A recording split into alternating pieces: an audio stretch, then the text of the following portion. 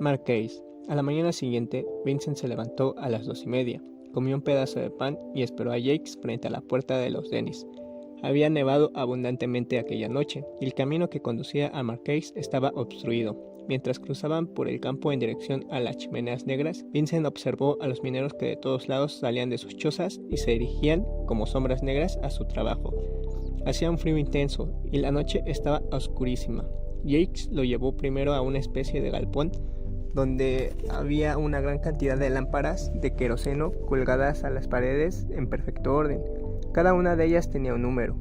Cuando ocurre un accidente allá abajo, explicó Jakes, sabemos cuáles son los hombres que han sido atrapados por las lámparas que faltan. Los mineros tomaban cada cual su lámpara y luego cruzaban hacia otro edificio de mampostería, donde estaba el elevador con el cual descendían. Vincent y Jakes también se dirigieron hacia allí. Aquel elevador era una especie de jaula con 6 compartimientos, uno encima del otro, y que además de servir para el transporte de los mineros, servía para subir el carbón a la superficie. En cada compartimiento iban 5 hombres, aunque apenas si había lugar para 2. Como Jakes era capataz, dejaron uno de los compartimientos para él, Vincent y un asistente. Cuidado con sus manos, señor Vincent, le advirtió Jakes. Si usted tiene la desgracia de tocar la pared con una de ellas, la perderá. La jaula comenzó a descender a vertiginosa velocidad y un involuntario estremecimiento recorrió el cuerpo de Vincent, al recordar que aquel estrecho agujero por el cual se deslizaban medía más de 600 metros de profundidad. Se serenó algo pensando que en realidad no debía haber tanto peligro, puesto que en los 2 meses que llevaba allí nunca había sucedido accidente alguno. Comunicó a Jakes aquel instintivo temblor que le molestaba, y éste sonriendo con empatía le dijo: «No se aflija, cualquier minero siente lo mismo, pero seguramente se acostumbrarán». «No, jamás. Hasta el día de su muerte conservan esa especie de terror para esta jaula». «¿Y usted, señor?» «Estaba temblando lo mismo que usted, y sin embargo, hace 33 años que estoy bajando por este aparato. A mitad de camino, es decir, después de haber recorrido 350 metros, la jaula se detuvo un instante, para luego reanudar su descenso.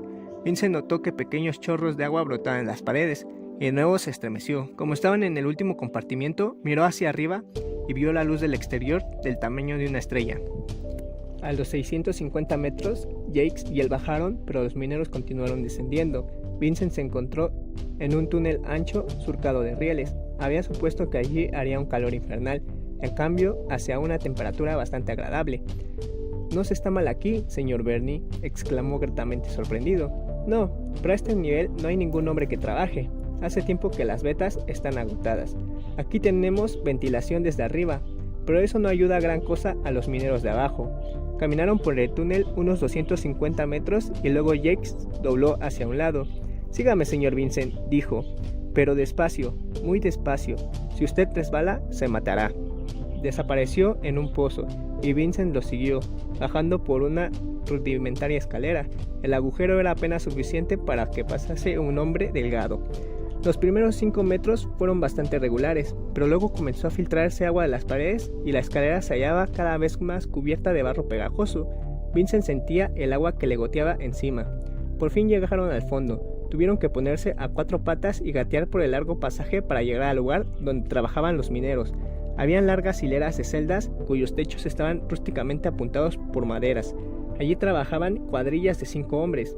2 de ellos extraían el carbón con picos, el tercero lo juntaba, el cuarto cargaba las vagonetas y el quinto las empujaba hacia los angostos rieles. Los que trabajaban con los picos estaban vestidos con ropa tosca, sucia y negra.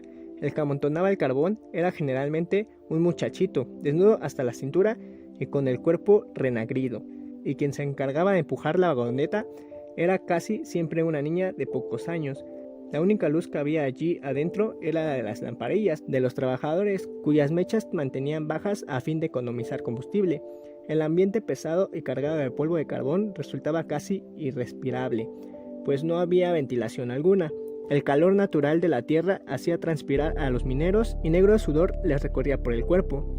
En las primeras celdas, Vincent vio que los trabajadores podían trabajar a pie, pero a medida que avanzaban, las celdas se tornaban cada vez más bajas y los mineros estaban obligados a acostarse en el suelo para trabajar con sus picos. A medida que transcurrían las horas, el calor del cuerpo de los hombres elevaba la temperatura y el polvo de carbón levantado por su trabajo tornaba el ambiente insoportable. Estos hombres ganan 2,5 francos por día, dijo Jakes, y eso siempre que el inspector considere aceptable la calidad del carbón que extraen. Hace 5 años ganaban 3 francos, pero los jornales han sido disminuidos año tras año. Jakes inspeccionó las maderas que apuntaban al techo y que protegían a los trabajadores de la muerte. Estos puntales están mal, les advirtió. En cuanto se descuiden, el techo se les caerá encima. Cuando nos paguen por apuntalar, los arreglaremos, exclamó uno de los hombres de mala manera. Si perdemos nuestro tiempo, ¿quién extraerá el carbón? Después de todo, lo mismo da morir aplastados aquí que de hambre en casa. Al final de las últimas celdas encontraron otro agujero en el suelo por el cual Jakes comenzó a descender. Allí ni siquiera había escalera y tenían que arreglárselas como mejor pudieran para bajar.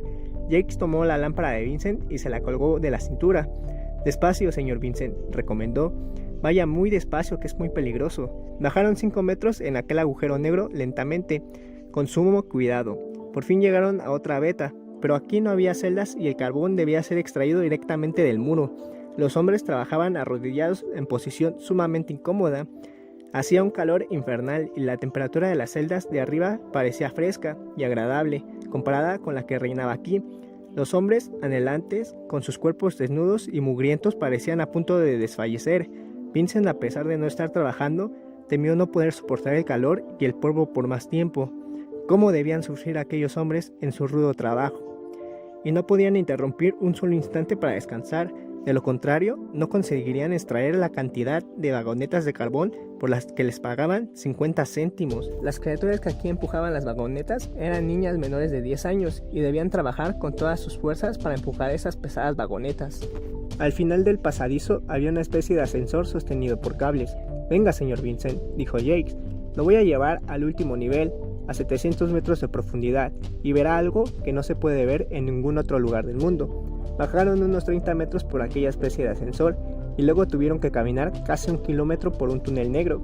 Llegaron a un agujero recién abierto y se deslizaron por él. «Esta es una veta nueva», explicó Jakes. «Es el lugar más terrible de una mina para trabajar».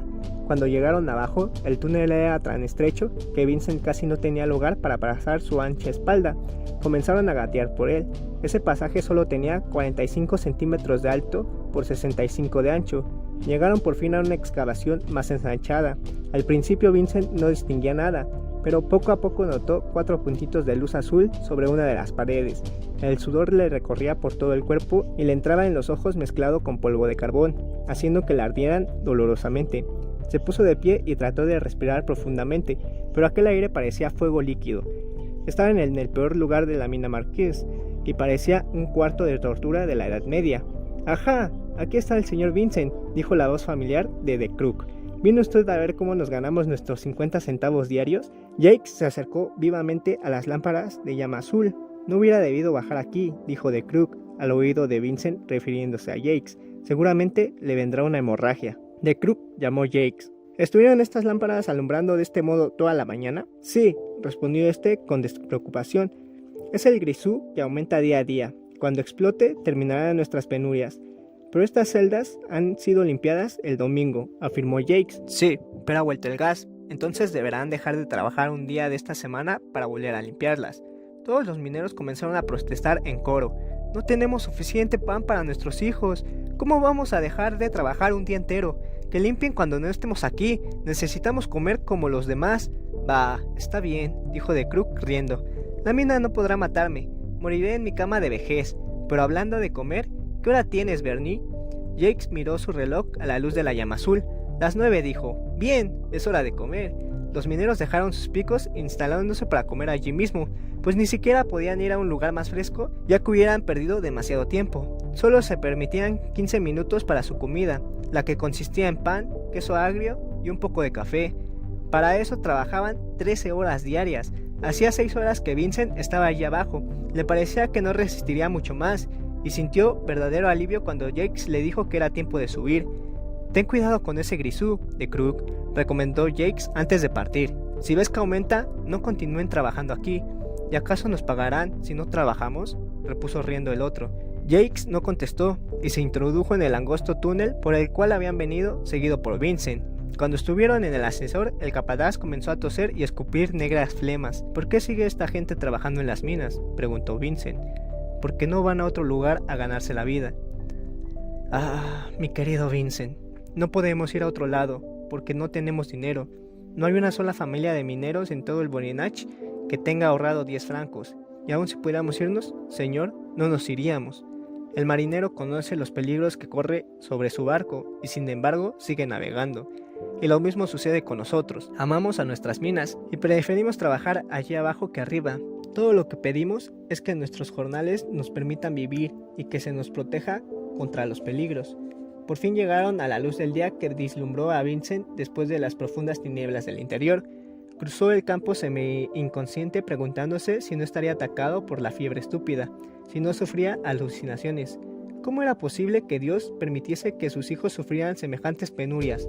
Debía haber soñado aquellas cosas terribles. Pasó de largo por la casa de los Dennis y sin pensar en lo que hacía, continuó hasta la choza de los de Crook. Atendió su llamado el mayor de los niños, una criatura de 6 años, pálido y anémico, y que dentro de 2 años bajaría también a las minas. Mamá ha ido al terril, dijo. ¿Quiere esperar, señor Vincent? Yo estoy cuidando a los chicos. Jugando en el suelo de la choza estaban las 2 criaturas más pequeñas de los de Crook. Tenían solamente una camisita encima y estaban amoratadas de frío. A pesar de que el mayor de los niños ponía terril en la cocina, esta no daba calor. Vincent se estremeció, metió a las 2 criaturitas en la cama y las cubrió hasta el cuello con la frazada. No sabía con exactitud lo que lo había inducido a llegar hasta esa choza miserable.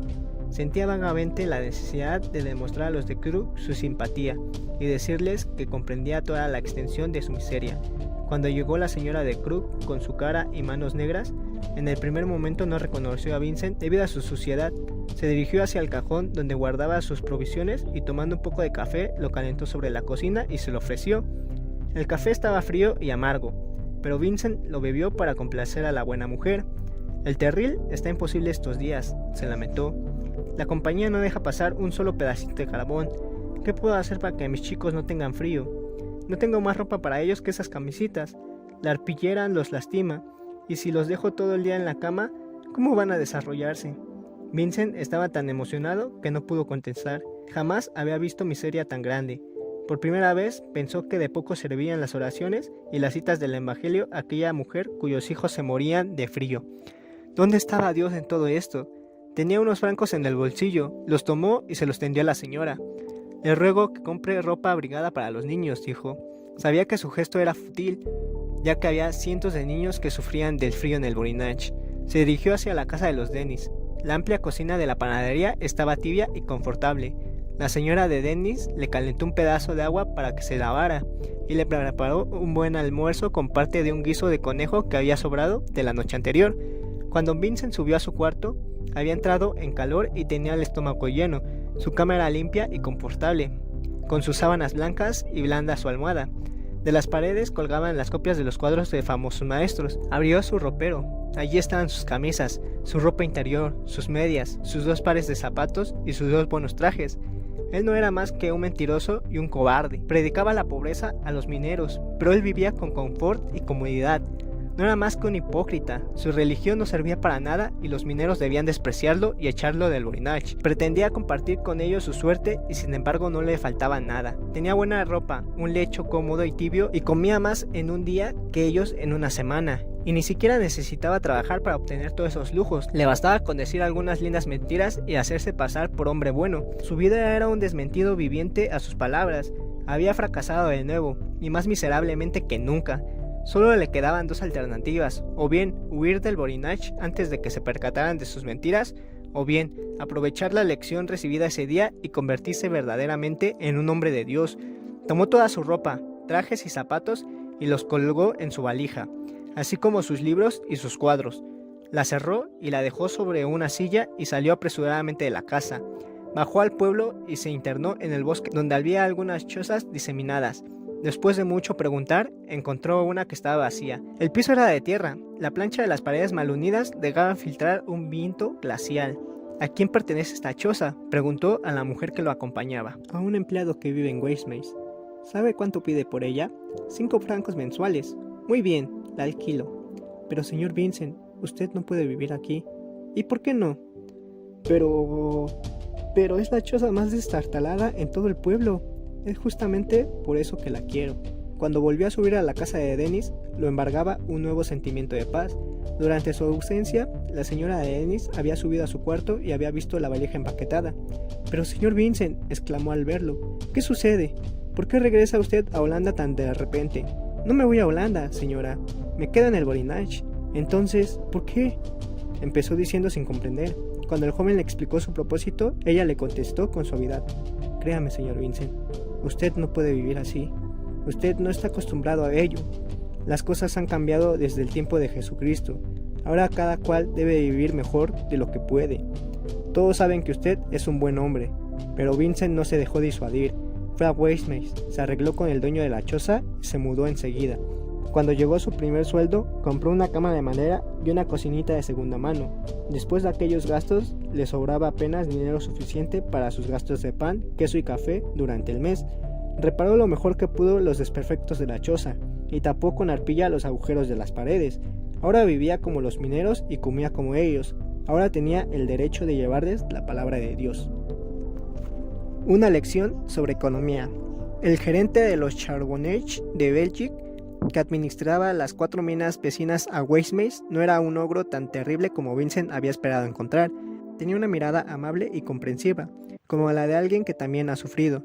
Después de escuchar atentamente el relato de la miseria de los mineros que Vincent le hizo, le contestó: «Ya sé, señor Van Gogh, siempre es la misma historia. Los hombres creen que los matamos de hambre a propósito a fin de aumentar nuestros beneficios, pero créame, señor, eso está muy lejos de ser la verdad. Permítame enseñarle algunos documentos de la Oficina Internacional de Minas de París». «Mire, señor», dijo, enseñándole una cifra de esos documentos, «las minas de carbón de Bélgica son las más pobres del mundo. El carbón es tan difícil de extraer que casi resulta imposible venderlo en el mercado con algún beneficio. Nuestros gastos son los mayores de todas las minas de carbón europeas y nuestros beneficios los menores, pues como usted se imaginará, debemos vender nuestro carbón al mismo precio que las demás minas, cuyos costos son muy bajos. Estamos al borde de la bancarrota. ¿Me comprende, señor?». «Sí, comprendo. Si pagáramos a los mineros un franco más por día, el costo de nuestra producción se elevaría por encima del precio del carbón en el mercado y tendríamos que cerrar nuestra empresa, y entonces sí que morirían de hambre. ¿Y no podrían los dueños conformarse con un poco menos de beneficio? Así se podría favorecer algo a los trabajadores». El gerente movió tristemente la cabeza. «No, señor. Esta empresa, como todas las empresas, trabaja con capital, y si ese capital no recibe su interés, lo retirarían para colocarlo en otro lado. Los títulos del Charbonnage de Bélgica solo pagaban 3% de dividendo, y si lo reducimos, los dueños no tardarán en buscar otra colocación para su dinero, y si lo hacen, nuestras minas tendrán que cerrar, pues no podemos trabajar sin capital. Como usted ve, es un círculo vicioso, y creo que no hay que acusar de ello a nadie más que a Dios». Vincent hubiera debido indignarse ante semejante blasfemia, pero no fue así. Estaba pensando en lo que acababa de decirle el gerente. «Pero al menos podrían ustedes reducir en algo las horas de trabajo». «No, señor, pues eso equivaldría a aumentarles el sueldo, porque extraían menos carbón y por consiguiente el costo de nuestra producción aumentaría. Pero al menos podrían ustedes hacer que las condiciones de trabajo no fuesen tan peligrosas». El gerente volvió a negar con la cabeza tristemente. «No, señor, no podemos. No podemos gastar un solo centavo en mejorar las condiciones de nuestras instalaciones. Es inútil. No se puede hacer nada. Nada. Miles de veces he estudiado el problema sin encontrarle una solución, y es por esto que me he convertido de un profundo católico que era a un amargado ateo. No puedo comprender cómo Dios puede tolerar que sus hijos sufran semejante miseria, siglo tras siglo». Vincent no supo qué contestar. Estaba anonadado.